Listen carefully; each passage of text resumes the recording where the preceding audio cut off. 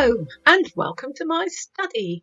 I thought it'd be quite fun to have a bit of a talk about music today, and what I'd like to discuss with you is what I call the nuts and bolts of music. Some people call it music appreciation, and I thought it's quite a good topic because it's interesting whether you're a musician or not.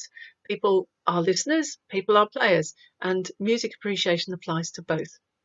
So another way we could call it is what's under the bonnet of a piece of music. I've spent a little while this morning thinking about what makes up a piece of music, and I've come up with 6 rough headings. The first one is the melody, the tune that we can copy by singing, humming, or whistling. The second one is harmony, and that's the sort of cushion of sound that the tune sits on. So if you've got a singer playing with an orchestra, the orchestra will be providing the harmony underneath the melody. Then the third one will be the beat.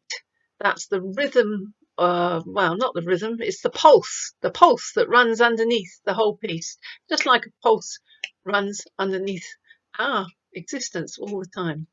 That's distinct and different from the rhythm because the rhythm isn't an even beat. Rhythm is a varying pattern of sounds that we can copy by clapping. Then I came up with timbre. For me, this is the sound of the piece. So it's very much dependent upon the instrument that's being used. Something played on an oboe, for example, will sound very different to something played on a piano. And you can also make those instruments sound different by the way you play them. Finally, I've come up with a heading expression.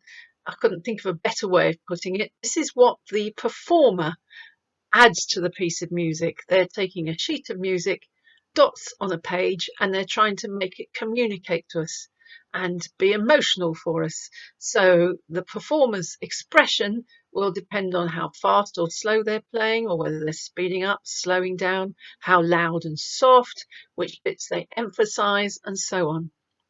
So there's my 6 elements: melody, harmony, beat, rhythm, timbre, and expression. Do we need all of those at once to be able to recognise a piece of music? It's an interesting question, isn't it? What about if I just played a string of notes with no rhythm?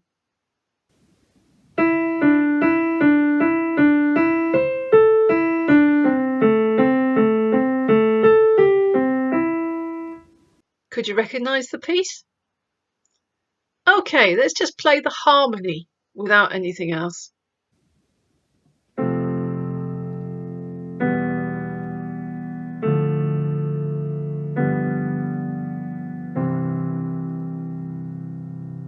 Did that make sense? Okay, let's just tap out the rhythm.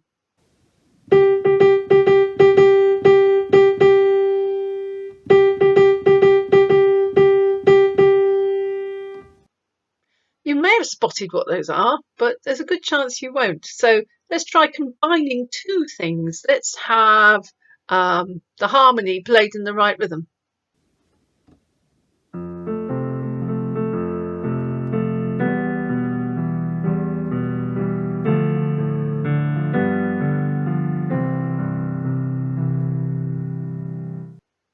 Okay, let's try the melody played with the harmony but with no particular rhythm.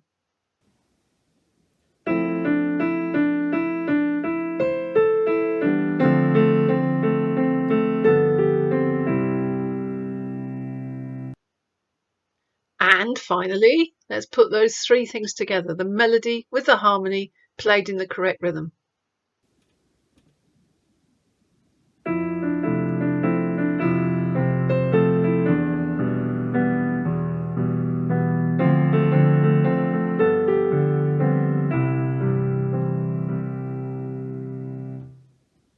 It's unmistakable then, isn't it? It really is. So those seem to be the 3 that are essential. We could dispense with the other ones. Well, the beats going on anyway, but it doesn't really matter what sound or timbre we're using, and it doesn't matter whether we are or are not being expressive when we play it. So really those 3 are the core of music: the melody, the harmony, and the rhythm. So that's just a little taster. I'm going to give it a bit more thought and pop up on another day to talk about some of those in a bit more depth. If you've got any thoughts, questions, suggestions, it would be lovely to hear from you. You can email me at the address that will be underneath this video, and I look forward to spending a few more fruitful times thinking about music with you. For now, bye bye.